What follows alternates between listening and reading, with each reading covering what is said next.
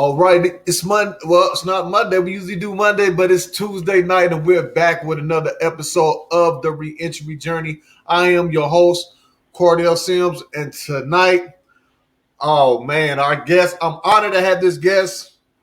I did a lot of research on the guest, and wow, the resume, the bio is amazing. I'm talking about the founder of the project Iron Kids, author, speaker, Howard University professor, PhD in criminal justice, celebrity instructor. I can go on and on. Dr. Muhammad, go ahead and introduce yourself. Welcome to the Reentry Journey. It's an honor to have you. I'm kind of speechless here a little bit. Thank you so much for having me. I'm excited to have this conversation with you this evening. I am Dr. Bahiyyah Muhammad. I'm an associate professor in the Department of Sociology and Criminology at Howard. I'm a trained criminologist, so I've been doing work in this area for a really long time. My area of expertise is the lived experiences among children of incarcerated parents. And so over the many years, a lot of the passion and the work that I do really revolves itself around the youngest individuals among us for the next generation to make sure that they have the respect, the dignity, and love that they deserve, even in the midst of their experience around incarceration and not even connected to incarceration sometimes. So I'm excited to be here with you and look forward to this conversation this evening. All right. Thanks for coming on. We really appreciate it. So first question for me is I always wonder how people get involved in the fields that they're in. So how did this start? Man, my story is super simple was the way that it started. I majored in administration of justice as an undergrad, and one of my professors took me into a prison. And as you know, when you go inside of a prison, I don't care if you're a correctional staff, if you are an incarcerated individual, if you are a tutor, if you are a student, if you are a family member of a worker in the facility, it touches you in a way that is not as easily to be shaken off. And so as an undergrad, just to bring individuals into that experience is like we weren't really dealing with mass incarceration. That term was not a term when we were going in. There wasn't, a lot of television shows that were talking about life inside of a prison. The romanticization around it that we see today wasn't there. And so sheerly just going into that space and feeling the spirit of prison shook me to my core. It was interesting because, when you go into these spaces as part of a learning experience, there's not a lot of training, that happens. So you're going into this space not knowing what to do. And I remember in my mind thinking, I'm going to make eye contact. That was going to be my secret weapon, right? Like my weapon to keep myself open about this particular experience that I would be learning about for 4 years. But also I wanted the brothers and sisters inside of these carceral spaces to understand that I saw them and that this wasn't a dog and pony show, for me, that I wasn't coming in to be able to look and judge and to see what I could put on paper about it. For me, it was about life-changing things. For me, I wanted to see everything, specifically the people, but I also wanted to feel their spirit so that I could figure out how to make a difference, how to make a change, how I could put my footprint on it. And that was really how it started, right? And then from there, you start seeing a lot of things that you wouldn't necessarily think about, like the people in your family that's locked up, right? Right. Oftentimes when you start learning about it, then you have the language to begin talking about it. And you start to see it unravel all around you in the communities that you come from and the people that are affected in your own family. So it started just with going in a class, and then it opened my eyes to all of the individuals in my own families that I love, that I respect, that I care for, who also ended up being kind of in that system. And so it just started to snowball from there, that it was, this kind of college experience, and then it boiled into my real life experience. And then I had an opportunity to interview children that had parents in prison. And the way that I wrote that study was that I would interview them in their bedrooms with the doors closed. I mean, for real, I wanted to know what was going on, because in the research they were interviewing the incarcerated parents, but they weren't talking to the kids. And I remember thinking, when my mother passed away, you could ask my father what it was like, but he wouldn't be able to give you the words about what I was feeling. So for me, Right. I looked at my own experiences to try to figure out how these children were navigating through the turmoil, through the ups and downs of the experience. Come to find out, they just snatched my whole heart out my stomach. Like, when I met the children, the research wasn't right on, right? Like, a lot of the research was deficit based. When I met the children, I saw life, I saw love, I saw beauty, I saw Black resilience, I saw, innocence. I saw like all of the things that you would see, in children. And from then on, I remember saying in one of the interviews to the younger children, I said, I'm going to be continuing this work until the world understands truly that they have it wrong. And it's a disservice when you say to someone, because you have a parent in prison, you're less than, or that the lives of those individuals that are incarcerated aren't worthy because their children love them. And we all do in the communities that we come from. And so that was really how I got into it, and how my heart just got pulled, into it. Okay. And so you said it was totally the opposite of what people would paint and people would say. For those that's tuning in and don't quite understand, like, what would be the opposite, or what you think people would? Okay, you explain what it was from when you went in there and you got behind the doors, and it was totally different than what people were saying. Mm-hmm. So, what is it that people were saying, or the idea of an incarcerated, a child of someone that's incarcerated? So I think to understand it and contextualize it, we got to look at what they say about the parents, right? Like, they dehumanize incarcerated individuals. One of the things that research talked about early on was how during incarceration, you can't parent, right? Like, once individuals get incarcerated, that they're not parents. What? Are you kidding me? You have some of the best parents that are behind bars. They are raising their children, raising communities, raising entire families from behind the confines of the institution, raising entire institutions of education just off of their knowledge. So in their homes, best believe it's real, right? In Right. there, distance or up close. So I think that dehumanization really leads to this odds ratio equation that they use in the research that's connected to what they call collateral consequences. And the collateral consequences are those individuals who are on the outside, who experience the ricocheting outcomes of incarceration when a parent is taken away. And really, just to be blunt, a lot of the research looks at it and says, if you have an incarcerated parent, you have a greater likelihood of spending time in prison yourself. And so that is the statistic, that you're going to be delinquent.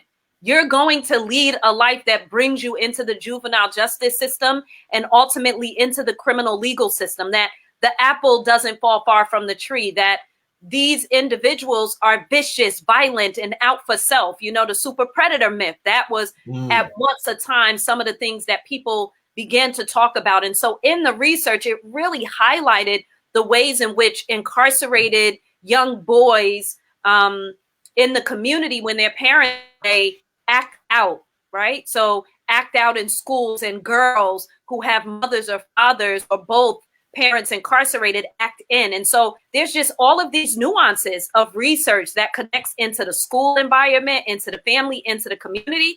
One of the things that I saw was resilience. And at that time, there wasn't research on resilience of the children of incarcerated parents. Many people weren't even thinking about it, in that realm. And so when I met some of the young scholars today, many years ago when I was doing the interviews, they were respectful. They had dignity. They had integrity, right? Like, we're in this room doing the interview together, and anything could have went down in there in the sense of what they could have said. They used the best of language, right? They thought about what it was that they wanted to say. They were children like any other children that you would know, that are out here and ultimately missing an absentee parent. And so for me, that was the different thing that I saw. I didn't get to see the softer side and the humanity of the children in the research, but in person, I saw that loud and clear. Okay. And so I seen where you once said that the children of incarcerated parents are the silent victims of mass incarceration.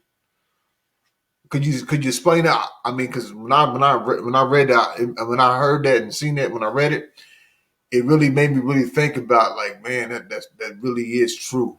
So can you explain to those that's tuning in what you mean by that they're the silent victims of mass incarceration? When I talk about the silent victims of mass incarceration, that comes out of a publication from 2011, almost a decade ago, about a decade ago, where the population was hidden, right? Like when you think about children of incarcerated parents, there's no federal, state, city, governmental, or district entity that counts the population. In fact, the way that we get the large estimates of the number of children that are affected are by large-scale studies of the incarcerated parents. And they estimate from the numbers of mothers and fathers that are in prison by the median number of children, which they're calculating to be 2 per father that's incarcerated, 2 per mothers that are incarcerated.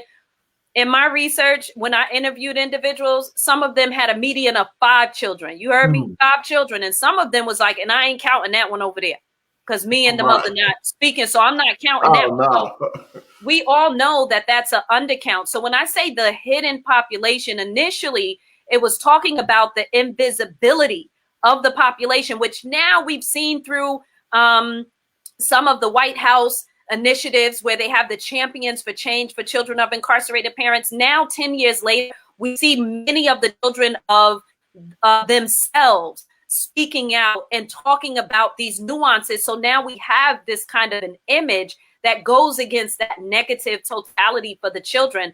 When I talked about the innocent victims, I talk about, the pain and the suffering that, children have as an experience of having a family member. When my family members were incarcerated, it cut and hurt. We think about the individuals that's incarcerated, but if my brother's locked down and I don't have anybody to protect me in the hood from individuals, because if my brother was home, that wouldn't be it. That's a consequence of the male figure being taken out or the mother figure being taken out of the household. So the silent victims are really talking about the baby's mothers. It's talking about the wives. It's talking about the children. It's talking about, look, the grandmothers that are running generation and generation after generation and never get the light of day, never get that retirement, never even sometimes getting a thank you.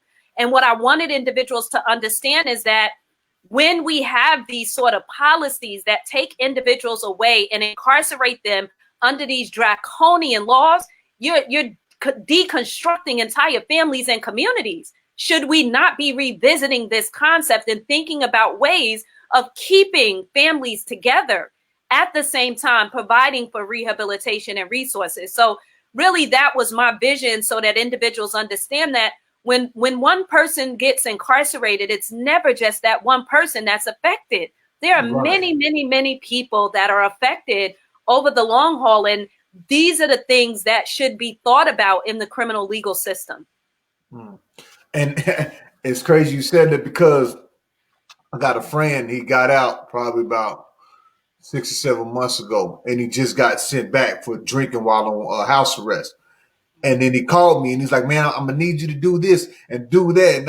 And I'm just like, man, I just realized that I probably was just like that when I was, that when I was locked up, like the burden that I was putting on a lot of people to do things and carry things, and then dealing with other stuff that they're dealing with as well, with me just being incarcerated.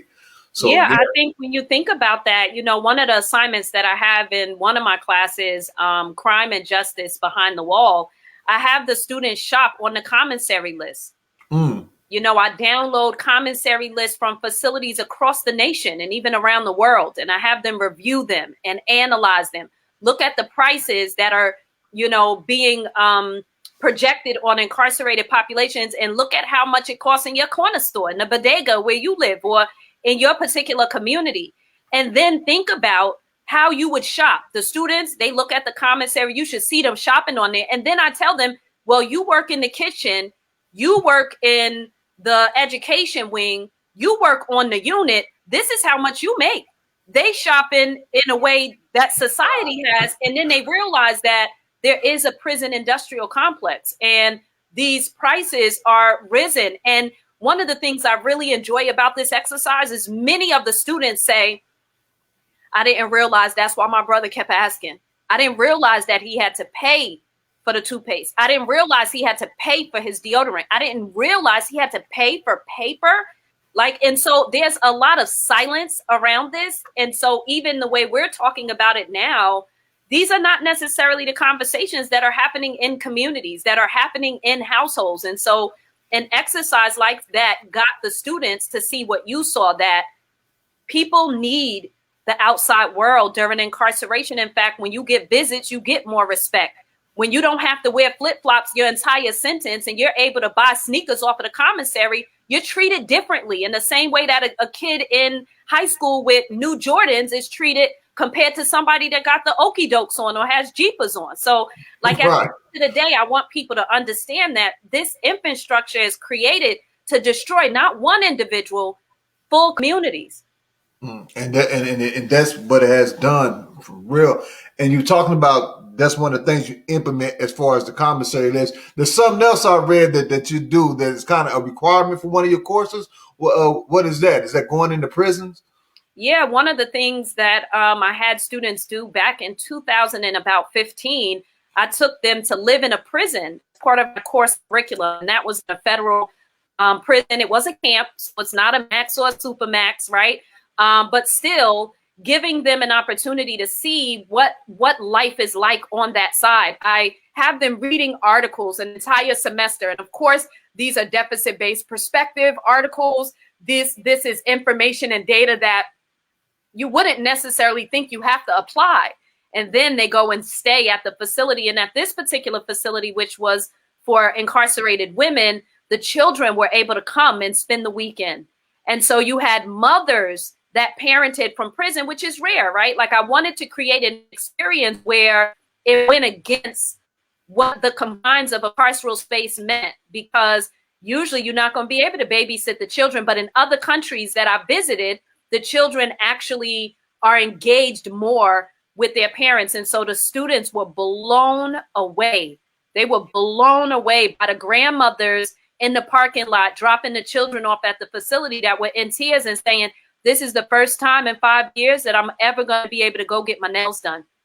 Said, I want to go get red polish on my nails. And you should just see, they were, so excited about getting a break, just getting a break. And then also the incarcerated mothers during that experience, the Howard University students had to decorate the visiting hall, and the warden allowed for cots in that space. And the mothers slept on cots with their children. Their children got to bring in one teddy bear, a selected pillow, and the Howard students had to decorate the visiting hall. So I gave them these readings. So to say to them, now use everything you read and be of service to the population that you're supposed to be an expert on, so that they could understand that there's but so far you can go with read knowledge.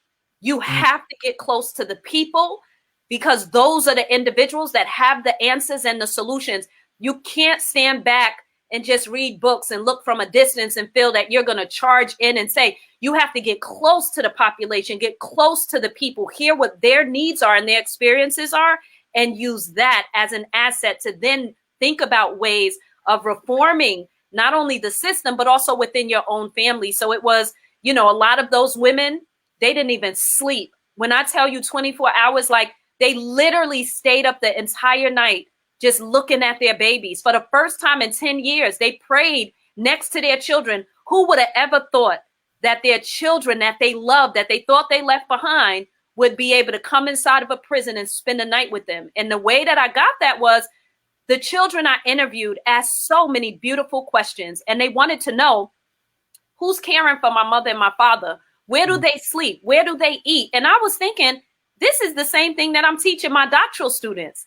Let's teach our babies the real thing. Why are we, sugarcoating it when they read the newspapers, when they Googling and going online. And so this gave me an opportunity to do what came to be known, the Dr. Muhammad experience, where it's these out-of-body experiences that get individuals to understand that school is not for school's sake.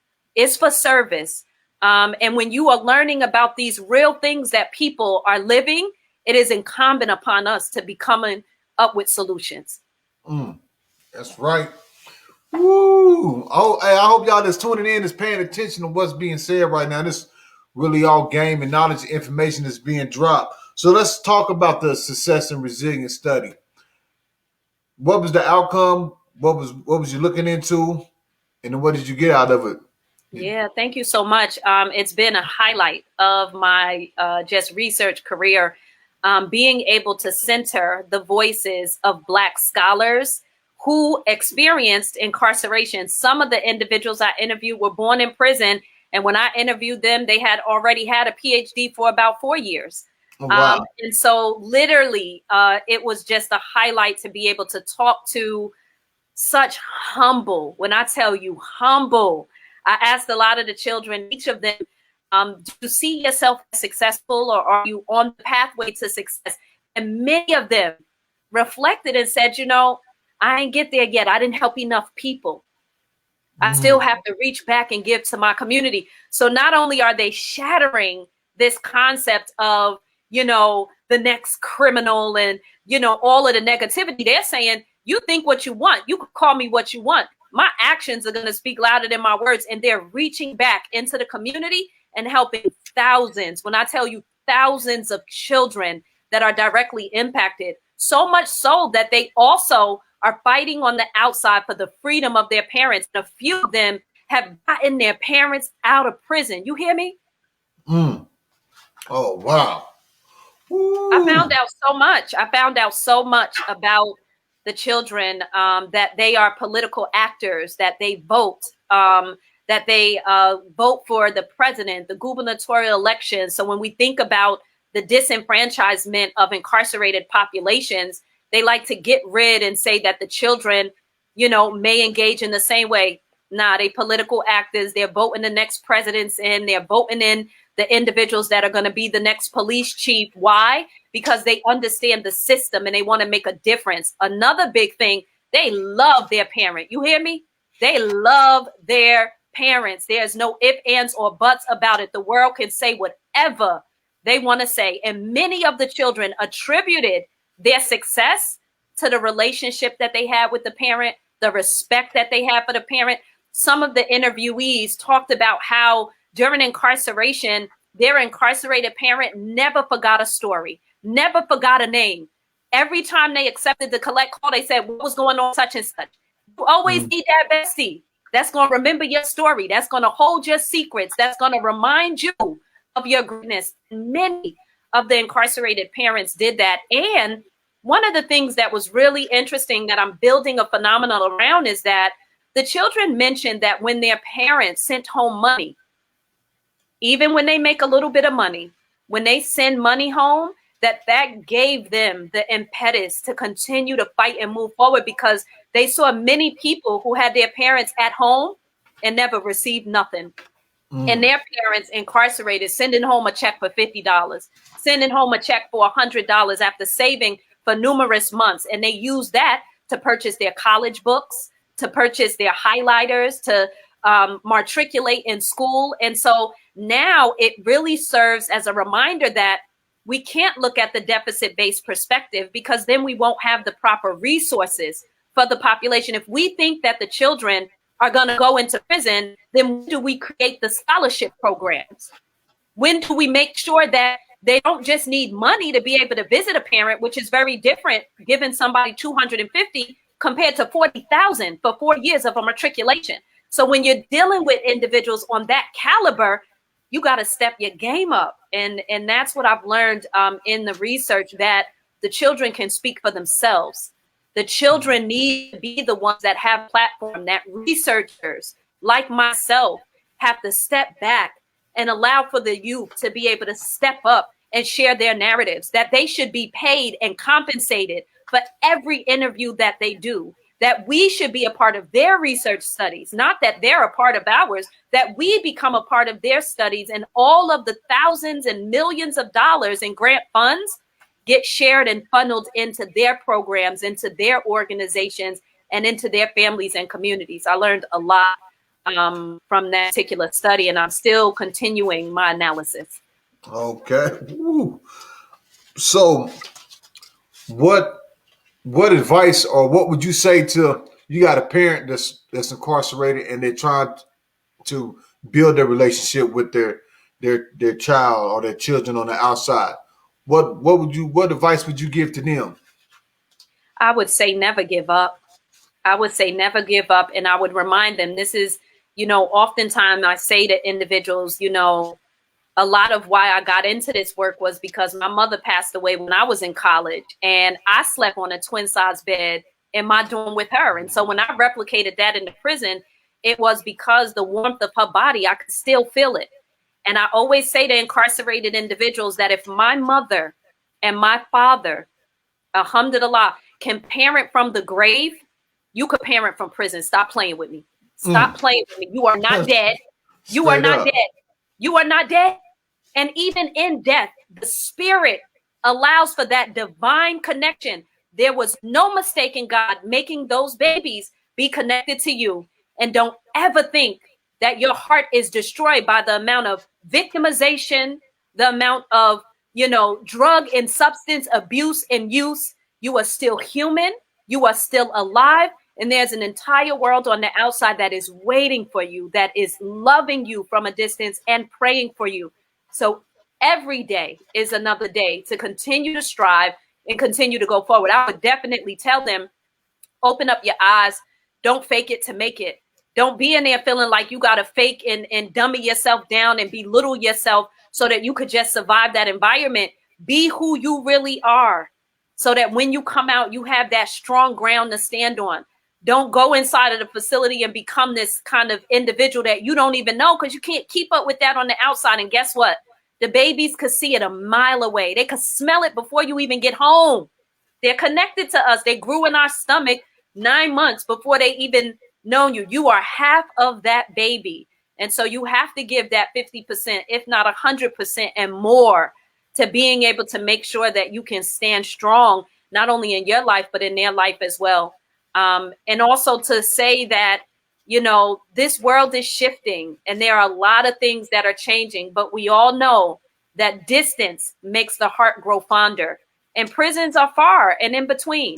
And so there's no difference between going to prison and the people that you're away from. It makes their heart that much bigger.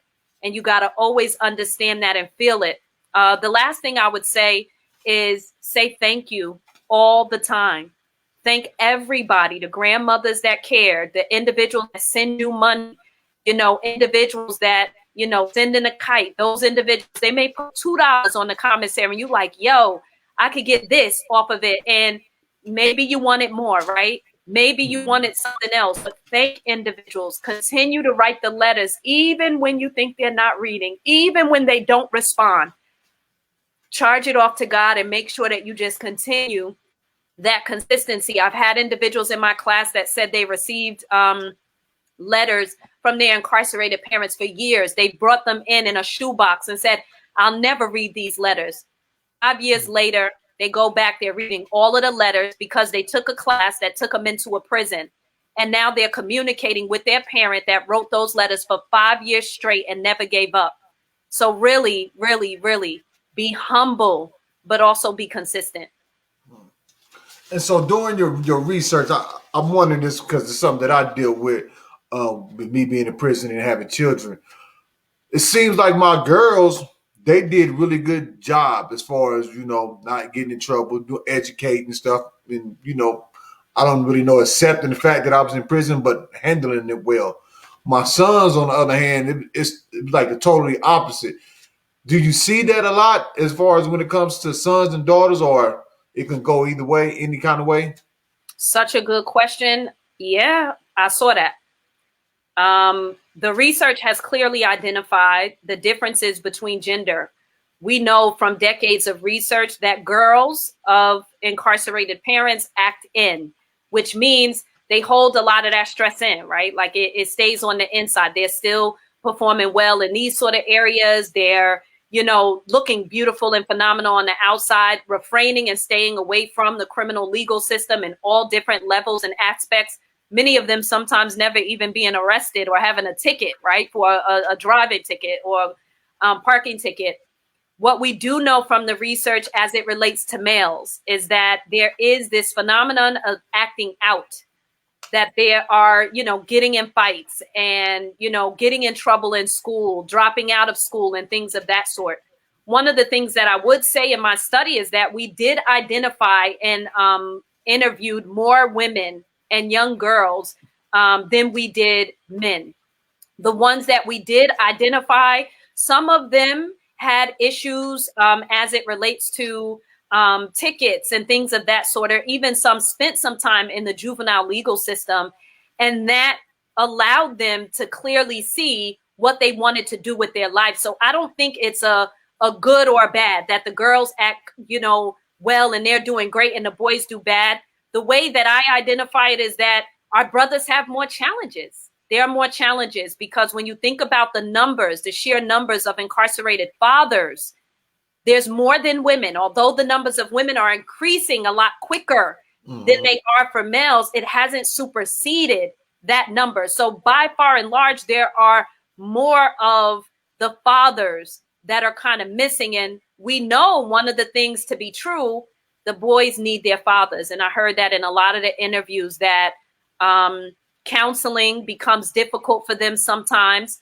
The sons that were able to go for therapy and go and speak to somebody and was able to be vulnerable and able to cry, I found that in their interviews, it seemed that their trajectory was a less bumpy, right?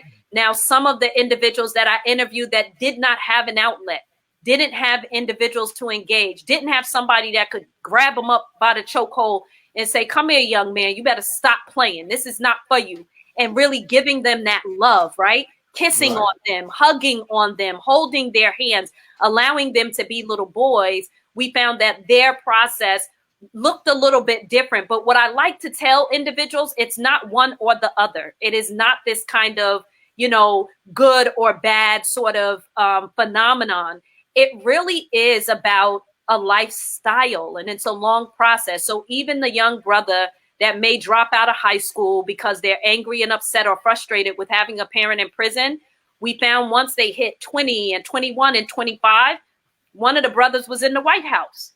One of the brothers, his friend was murdered right in front of him. He was frustrated. He was angry. His father was incarcerated. His mother ended up being incarcerated. And then his grandmother started using drugs and was on substances. The boy then went through a whole lot, and nobody asked at any point what was going on. He ended up going into the juvenile system for a small amount of time, got out, went to college, graduated, ended up going and getting a phenomenal job, is doing amazing right now. So what I try to remind individuals is we can't judge people at one point in time. And literally you have your entire lifetime in order to make the decision on what happens, because a child of an incarcerated parent is for a lifetime. You take that to your grave. So we can't look at it at one point in time and judge. And I think that it makes it easier, right? That we look and say, well, they had a parent in prison, and then we default back to this fear. Okay, yeah. Let's really jump on and let's look at this because they're going to end up like their parent. How about thinking what went wrong? Where do they need resources? Who needs a big old hug? Who needs a kiss? And a lot of the times when I'm in the juvenile facility, I see a lot of boys, young Black boys that whose fathers have been in the system, some the mother as well. And they say that they never talked about it, that it wasn't a conversation that was had. And they talked about all of the pain and even victimization. Many of the young boys had been victimized on all different kinds of levels that they didn't necessarily even feel comfortable talking to anyone about it. So they were carrying that hardship and that hurt. And that's not to make excuses, but to remind individuals, these are children. These are children. And we have to make sure that we pay attention to those sort of things. A lot of the females we interviewed and the male individuals, one of the pieces that we found that there was the less amount that they needed, the most amount of work was taking care of themselves, their own kind of health, right? Like Right. making sure that they, prioritize their own health. So they're, doing phenomenal things in the community and doing all of these things and not necessarily prioritizing, their health. And so I think that is a big piece of the puzzle as well. Okay. And so I also read something in your bio as well. It says mothering from the field. Mm-hmm. Can you explain that to us? Absolutely. That is a book project that I published with Rutgers University Press. And it was a phenomenal project. I am a mother of 3. And so for me, I looked at, through my co-author, being able to explore what field research looks like with children and families in tow. So one of the things that I'm privileged to be able to do and blessed is to travel with my family to these different countries that I live every summer. And I study prisons all around the world. And so, one summer we're living in Uganda, Africa, and working with children of incarcerated parents on death row who are condemned, that these children will never see their parents out of the confines. But another summer we're living in Asia, traveling into Bangkok and Thailand and Cambodia and Malaysia to be able to understand mass incarceration from the parents' perspective in these different countries. And so Mothering from the Field is an anthology that explores the experiences of about 15 to 20 women across the nation who conduct field research, qualitative research, some quantitative, with their actual children in tow. So, with you going around the world and you visiting different prisons and different incarcerated parents and their relationships, is this the same similarities, even though it's different countries? That's a good question. No, you see a lot of different things. For example, in Asia, their model is very unique. I think one of the best that I've seen, where you have grandfathers, older men, taking the children and the entire family to visit the facilities. They're doing jujitsu with the babies, building their bodies, building their minds. They Wow. have books that they're, publish. And this is where I get publishing books with little Black babies on it so that we can educate them. They educate the children. They keep them connected to their parents. They make sure that they go and visit. And we know now in the United States of America that you could go to any visiting space, of course, prior to COVID.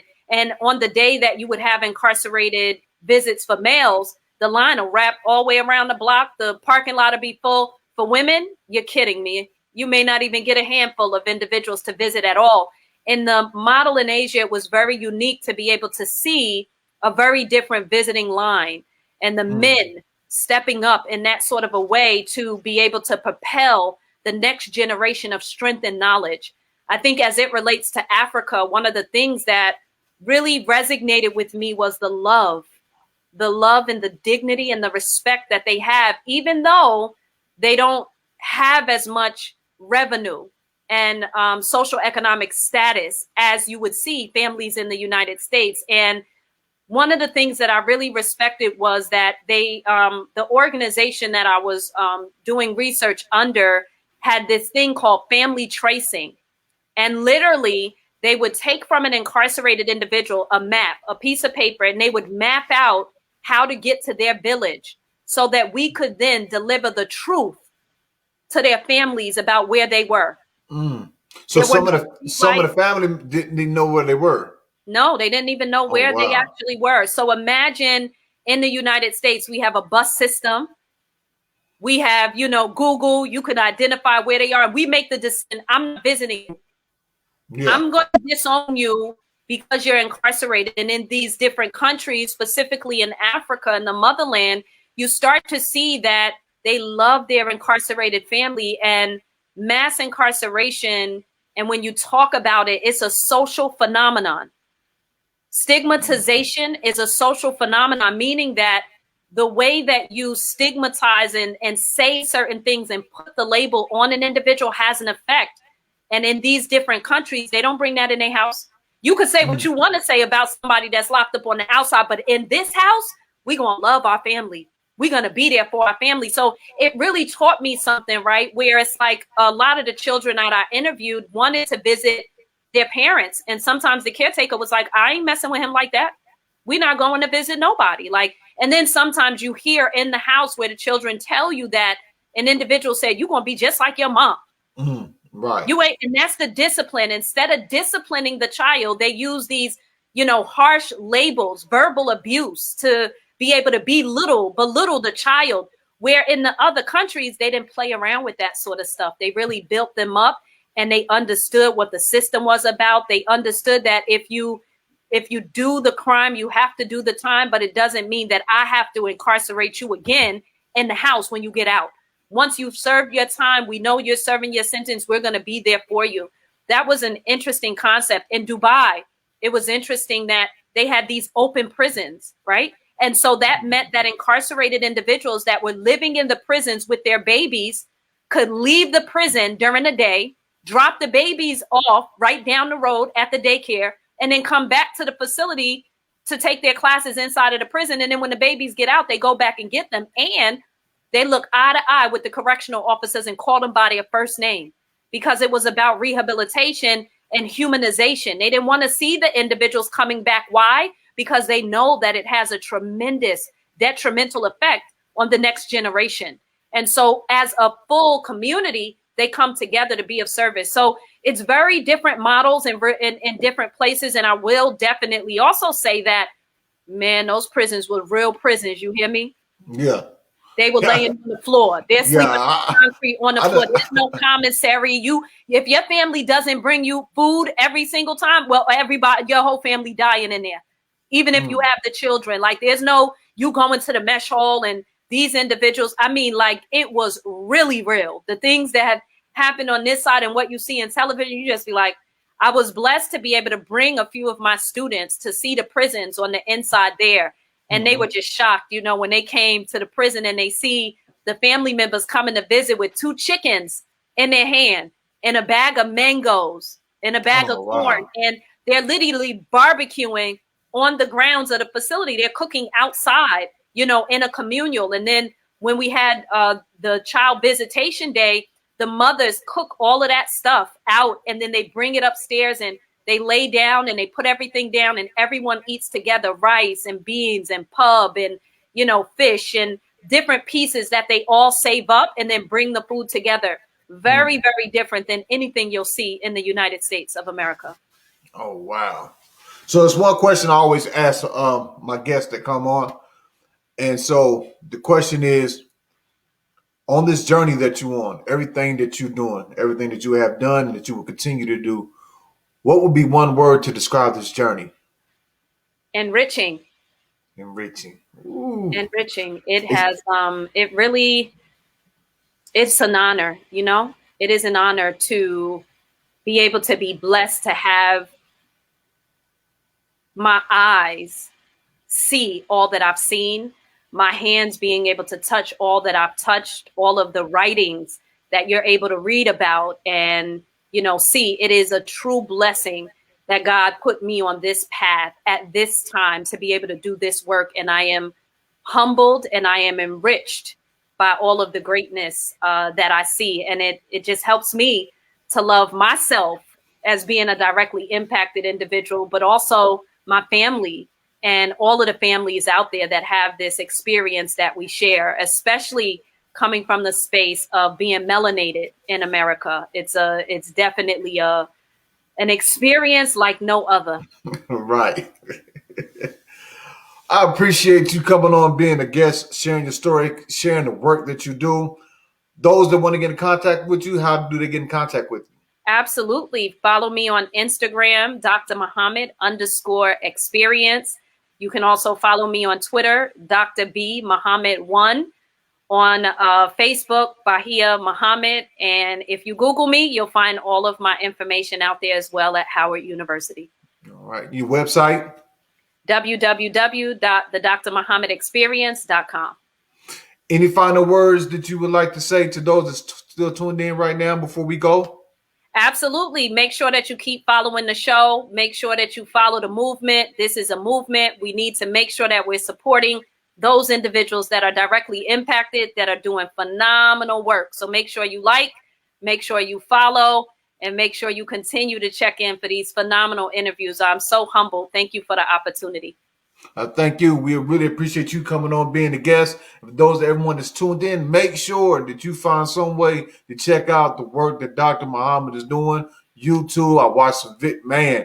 Check out the TED Talk. Make sure you check out the TED Talk as well. Again, thanks a lot for coming on. We really appreciate you and the work that you're doing. Once again, thank you. It was an honor to have you as a guest. Thank you. Peace and blessings. And have a nice we day. got a person that before you go that just tuned in and said they would like, how can they go about scheduling a meeting with you? You can send me an email. So you can send an email and all of those will come to me for the request. And if it's connected to mass incarceration, those get prioritized. All right. So there we have it. Once again, thanks a lot for coming on. It's an honor. It's a pleasure to hear the work that you're doing and the stories and the places that you've been, along with the research and the study. I'm hoping that later on down the road, we can be able to get back in touch, connect, and, continue with the movement and the work that we all do. Thanks a lot for everything. And thanks a lot for coming on. And thanks for coming on the reentry journey. We appreciate you. Thank you. Peace and blessings. Thank you. Peace and blessings.